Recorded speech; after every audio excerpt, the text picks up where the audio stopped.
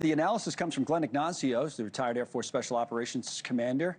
Joins us once again today. It's always good to have you on, Glenn. I think Robert put it correctly to say that this starts a clock, right, of 60 days. I've been thinking about it.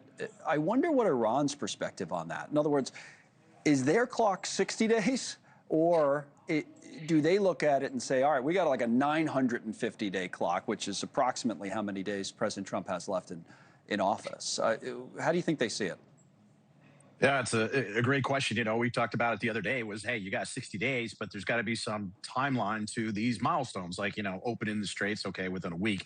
What about the nuclear program? We need to have a discussion and have closure on that within 2 weeks, et cetera, et cetera. But yeah, I mean, the 60 days is great. Again, it's a memorandum of understanding, which means we're going to create this framework and move on.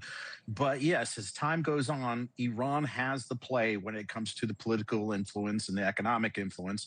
However, they're also getting hit economically, but with the oil flowing, they're actually going to start making money. That opens up the opportunity for them to build this back up. And it, again, lets them be able to carry this as far as they want because, again, there's going to be relief from their revenue generating oil. Yeah, it becomes a question of how they word this on the nukes, I think. The president did address that in some of his comments that he made earlier today. Here's a little more from President Trump. Listen. We ended up making a deal. I felt badly that we had to go back on the attack for 2 nights, and I thought a third, but we made it before that happened. The main thing is that Iran will not have a nuclear weapon. They fully agreed to that. They fully agree to that, and we, like a broken record on this, we've said that they've said that many times. Now, how do we have to make sure in the wording that that's enforceable in terms of inspections and the like? What do you think is important?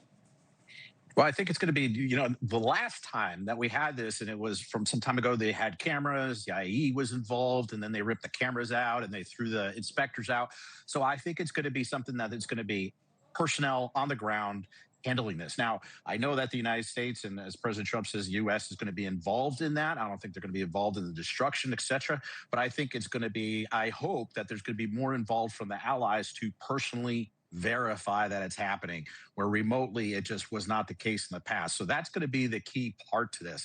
And I think that's really a big trigger going forward that really throw this whole thing in contention. And we're not even talking about Lebanon yet. Right. Yeah, if I go to my bullet points I'm looking at on the screen in front of me right now of the deal framework, Lebanon is mentioned there at the top with the immediate and permanent termination of all the operations, including Lebanon, a quote-unquote shared interest with Israel to prevent Iran from obtaining nuclear principles, and then signing on Friday. So what about Lebanon? What about Israel? What about Benjamin Netanyahu?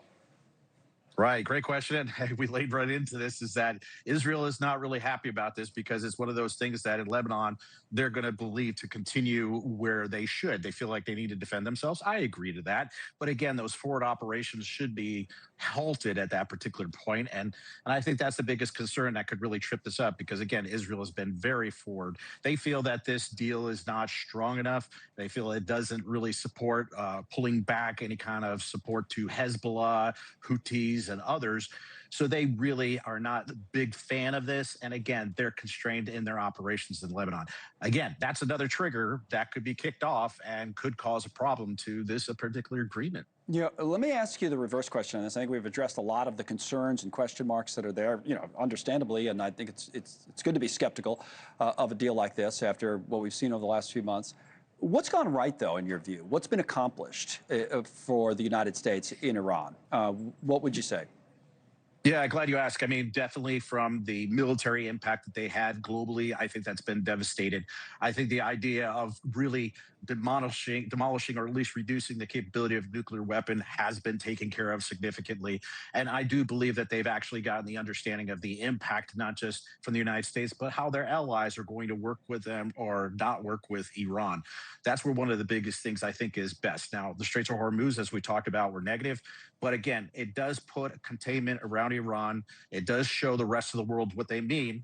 And the UAE, again, and others were attacked significantly, which were supposed to be allies. So I think that's bonded things good for the United States, negatively to Iran. But again, we still have the protesters, we still have the regime, etc. Yeah, the regime's still there. There's still work to do. I guess I ask that because is there a way in your mind, like a path in your mind, where when this is all said and done, you know, whether it's 60 days, whatever they come up and they have something, there's still a path where you can credibly argue that this was worth it?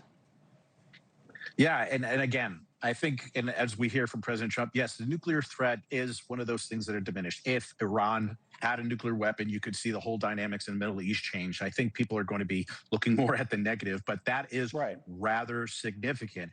In addition to that is understanding how the allies, I think the allies is a big thing as far as how much they've been attacked. And I think that's, again, build some things for the United States, yet at the same time, they have been attacked when it was supposed to be our side to defend it. But again, to say it's completely worth it, you know, we're supposed to have these exit criteria. Sure, the nuclear weapons and others were taken care of. But again, some of the exit criteria about the regime and so forth have not. Right. So I mean, that's right now really we're the pretty concern. much reset to default settings in some ways, right? Is that Right, back to where we right. were almost? Yeah, and it's sort of like these milestones. As we said, there has to be clear exit criteria to get in and get out of an operation, and they have changes along the way. And again, I'm not trying to judge it, but it's just been the fact. So was the exit criteria and the success mission accomplished certain objectives?